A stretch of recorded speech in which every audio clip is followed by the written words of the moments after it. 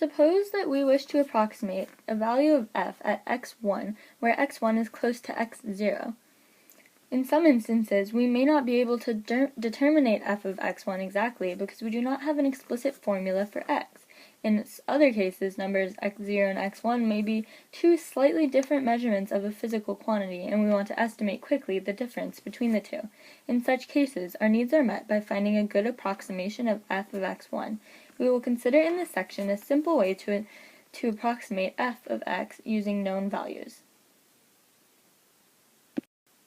If the variable x has an initial value x0 and then is assigned a different value x1, the change, or x minus 1 minus x minus 0, is called an increment of x. In calculus, it is traditional to denote an increment of x by the symbol delta x, which looks like a triangle and x read delta x. The corresponding change in the value y equals f of y is the increment of y and traditionally labeled delta y. The change in x and the change in y, similarly known as the slope. In y equals f of x, and the variable x has an initial value of x0 that is changed to x1, the increment of delta x of x is delta x equals x1 minus x0, and the corresponding increment of y would be y1 minus y0. We can often use these to find things such as square roots. For example, we cannot estimate the square root of 8.9 without a calculator. We know it is close to 3, but a little less, but we have no idea of really estimating accurately.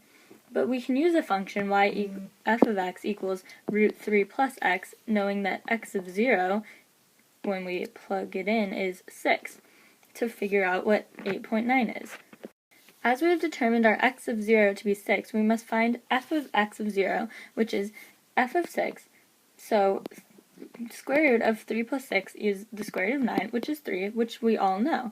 Now, since that is close to 8.9, we can then use this to estimate 8.9. First, we must find the rate of change f prime of f of 6, which, if you take the derivative, you find that it is 1/6 at that point. Now, we've solved that 8.9 using the original equation would be 3 plus x, in this case x being 5.9, as 3 plus 5.9 is 8.9. So we then take 3 plus f of x times the change in x, which from 6 to 5.9 is 0.1, negative 0.1, and then when we add them together, we find that this is the linear approximation given by the equation. If we were to plug this into our calculator, we would get this number, and we see that the two are very close, out to about 3 decimals. Here's another example. I find it easiest to make a chart including x, y, delta x, and delta y. In this example, our equation is y equals x of 1/2, and we're trying to x to the 1/2, which we all know is the square root of x, and we're trying to find 15.8, the square root of 15.8. Well, first we must pick a number close to, but not equal to, the number we are trying to find, which the square root of 16 would be easiest, as we already know that this is 4. That is going to be our x and y 0, per se. Then we write down the change in x. So to get from this number to this number is negative 0.2. That is our delta x. Now, what we're looking for is our delta y, or what we're going to add to this number to solve for this. We use this equation to solve for delta y. The change in y is equal to dy dx times delta x. Well, we know from the previous slide that delta x is negative 0.2. So now we must find dy dx. Well, we know that y equals x to the 1/2, and the derivative of that is 1/2 x to the negative 1/2. So we plug in 1 over 2 root x.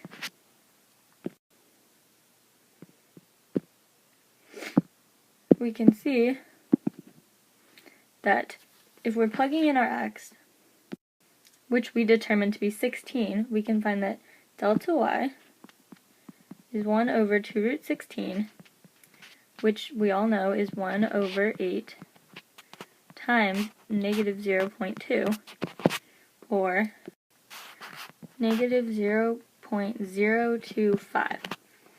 Knowing this, knowing that delta y is negative 0.025, we can take our old y, which is 4, if x had been 16, and then subtract the change in y